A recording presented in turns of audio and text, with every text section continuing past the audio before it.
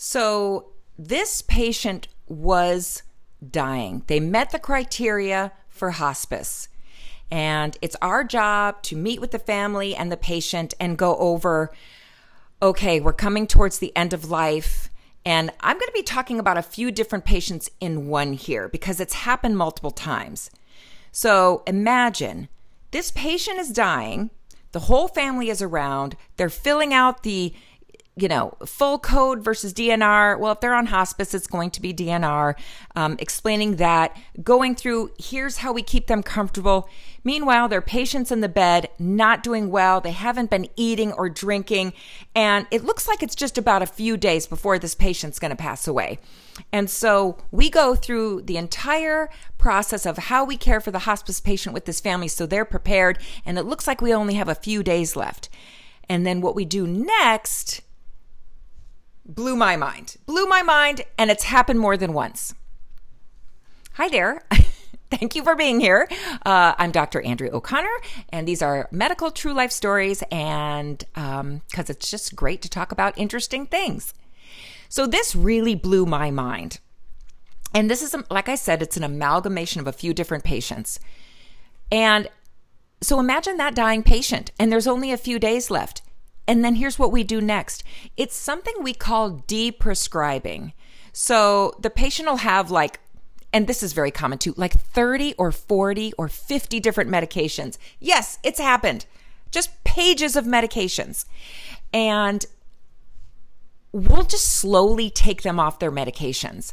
And it's everything. It could be 3 different blood pressure medications, an antidepressant, possibly other psychotropic medications in some cases, cholesterol medication, blood thinners. I mean, I could just go on and on, all the different, antacids, just you name the body system, a medication for that, right? And so we slowly take them off all their medications. And I've had this happen a few times.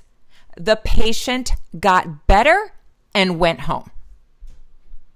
Yes. It's almost like, they come on to hospice. We think, okay, this is end of life. They meet the criteria. We go through the whole assessment. And then, we take them off their meds. And they get better and go home. It's happened quite a few times. I wouldn't say it's 9 times out of 10. Probably the amount of times it's happened I could count on one hand. But when it happens, it's shocking. So it makes, and I've talked to other healthcare providers and colleagues and said, well, first of all, we have to explain to the family, well, your family member, they're better. They're now having an appetite. They're eating, they're drinking. They're getting enough energy to now be able to get physical therapy. They're getting stronger and they can go home. They don't have to be on hospice anymore. And it is puzzling when you try to explain that because I think the answer is obvious. In some patients, when you deprescribe and take them off all these medications, is it possible now that, where was the risk benefit of being on 40 medications?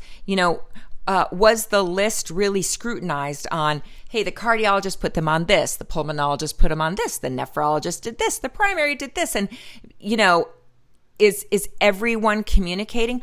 I think it's always a good idea if you have a list of medications you're on and you haven't reviewed your entire list with your general provider or doctor, it's probably not a bad idea to do that. Because when I was talking to other colleagues and healthcare workers, when we would see hospice patients get better after taking them off all their meds, it's like, oh my gosh, what was pharmacology doing? I mean, there's amazing thing Western medicine has done. Right? And there's certain medications people cannot be without. But, I think some people may have been on way too many medications. And so I just think that's amazing. So changing gears here for a second. So what can you do? Well, that's the one thing is I would grab your medication list and your supplement list too, because just because it's natural, like an herb or botanical tincture, a vitamin, an amino acid, and whatnot, sometimes they can interact with other medications. And So it's not a bad idea to bring your full list, make an appointment with your doctor.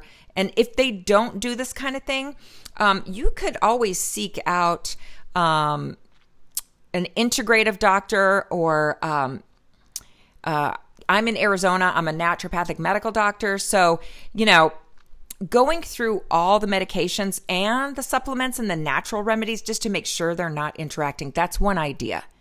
But you could also just enter in a few of your medications into the AI, like there's Gemini, ChatGPT, and say, are there interactions? And you enter your med list in there. And it will tell you, oh, yes, this interacts with this. In fact, let's do that really quick right now, because we're talking about it. We should do it, right? So I'm going to bring up the most common medications that most people that I see are usually on. So here, let's type in right now.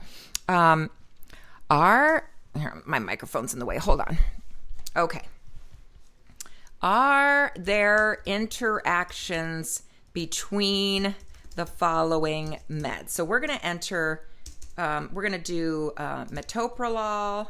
That's a common one. I know it. And then we'll do metformin, and then we'll do Zocor, and then we'll do aspirin. How about that? Let's see what AI comes up with and how fast. And then let me bring my microphone. Okay, so this is great. It already came up with a list. And so here, metoprolol and aspirin. Okay, I won't name them all, but here it says these two are safe together, these two. And then here it says these two generally are safe, but could be interactions. How fast did that list come up? I'm not going to go through each thing and what it says because I don't know what medication you're on. But that might be an exercise you do want to try out. Just enter your med list into one of the AIs and just say, are there interactions with this? You can actually enter in your supplements and your vitamins too and see what you come up with. But I think it's a great idea to run it by your doctor, because a lot of medications, there's always new things on the market. And sometimes we'll take patients off something old, or we retake their blood pressure, or your weight is different and you don't need that same medication after all.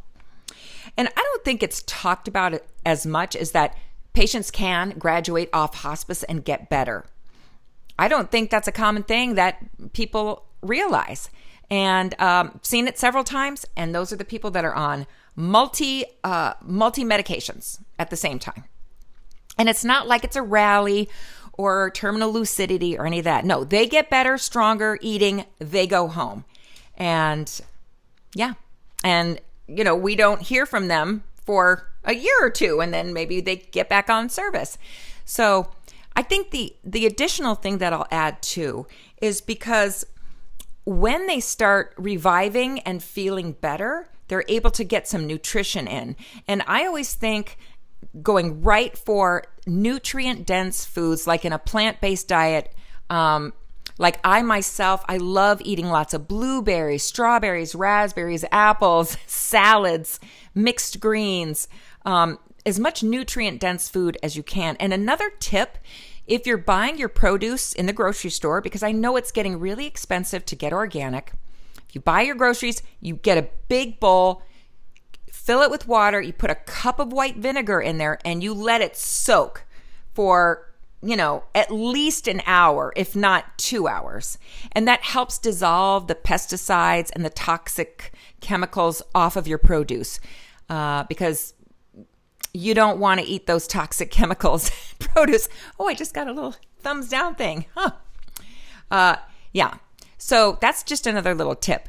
But going plant-based, a lot of patients will tell me, yeah, but I need to get my protein. I'm trying to do low sugar, which is great. But there's a lot of plant-based foods high in protein. So beans, lentils, broccoli, nut butters, you've got your almond butter, cashew butter, peanut butter,